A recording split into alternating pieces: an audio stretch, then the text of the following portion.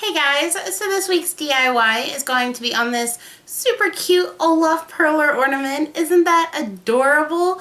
I absolutely love it. So happy I found a little pattern for this. So cute. So without further ado, let's go ahead and go straight to the DIY. For this DIY, you're going to need perler beads, parchment paper, a square pegboard, a pair of scissors, a lighter, also ribbon that is 1/8 inch wide, round nose pliers, tweezers, which of course are always optional, and a iron to iron down your perler creation. So we're going to go ahead and we're going to clear our space so that I can have a nice clear space to start making my perler creation. So the first thing I'm going to do is make the top part out of clear perler beads, and there's going to be 2 rows of 3 for that. Then I'm going to start pulling out all of my white perler beads, and I'm going to start creating the outline for my Olaf and fill everything in except for his eyes and nose and mouth. So the first 3 rows are going to be solid white. Then for the next 2 rows after that, you're going to want to leave 4 squares with a white in between, and that's going to be for Olaf's little eyes. And then with the next 3 rows under that, you are going to want to make sure that you have room for Olaf's little nose and part of his upturned mouth. Then once you get through that, you're going to leave a whole bunch of space for the inside of his mouth as he is doing a giant grin in this particular version of him. So you're just going to see me fill in all of these white perler beads just so that they are nice and filled in, and we're going to do that first since I'm using so many of them and I have to dig through my bag for them. So you can start to see the lovely little design for Olaf is starting to come through as I fill in the white. And I did make some slight mistakes with the white, putting it in too many. But one of the good things about perlers is that before you melt it down, you can always go back and fix it if you mess up something in some little way.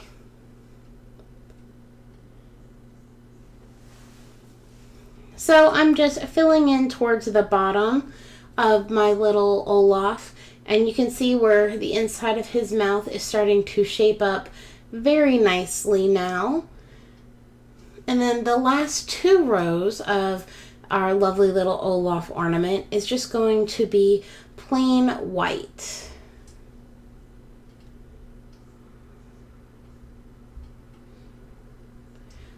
So once we get all of the white in, we're going to go ahead, close up that bag, and we're going to pull out our black perlers.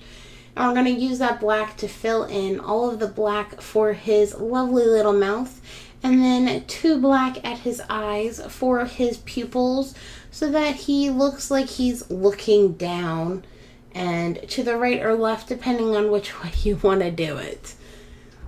So once his little mouth is all filled in, I used a turquoise blue for his eyes just so that his eyes would stand out a little bit more as an ornament and off of the tree. Then I used a bright orange for his cute little carrot nose, and this did take me a little bit longer because I had to dig through all of my shades of yellow to look for all of my orange perler beads.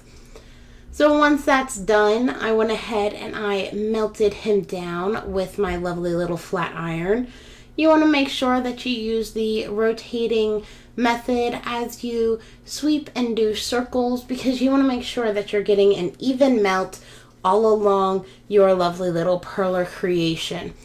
Also, make sure that if you've had parchment paper, if you've been using the same one for a while, whether it's the parchment paper that you bought or parchment paper that came in the bag, please make sure that every so often that you replace it, because if not, when you do these white creations like this, you will have a little bit of dark smudges on the white where it's rubbed off from being used so much.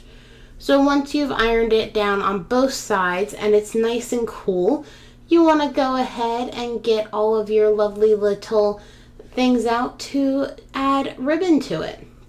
So we're going to take those round nose pliers, poke it through that top middle bead big enough to be able to fit the ribbon through. And this is why you want to make sure that it is nice and cooled down, because you don't want to ruin your project while doing this. Then you want to just cut off a piece of your ribbon, and then you take your lighter and you burn both ends just enough so that they won't fray. Now, I don't do any exact precision when I do this. I just kind of eyeball it of however long I want my personal piece of ribbon to be. And then the hardest part is getting that ribbon to try to fit through that hole. You might have to widen it a little bit, or I have found that using those needle nose pliers, if you have extra difficulty, they can help to push the ribbon through, as you see me do here, so that it'll come out the other side. Now once that's out, you just want to go ahead and tie it at the top. And I just do a little loop tie just to make sure that it's nice and secure so it won't fall off of your lovely little tree. So once you've got that done, your lovely little Olaf Perler creation is finished. And here's an up close look of how it turned out. So I hope you guys enjoyed that DIY on this cute little Perler Olaf ornament. I'm definitely going to be putting this on my Christmas tree because it's so adorable. If you recreate this, tag me in it on Instagram and Twitter. Post it to my Facebook page so I can take a look at how cute yours turned out, because I'm sure it turned out just as cute as mine. Make sure you give this video a thumbs up if you love Frozen, if you enjoy these little DIYs, and if you're going to put one of these on your Christmas tree. So, of course, make sure to hit that subscribe button so you can see all of my holiday videos.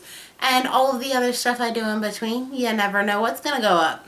So I will see you guys soon. Have a wonderful day. Bye.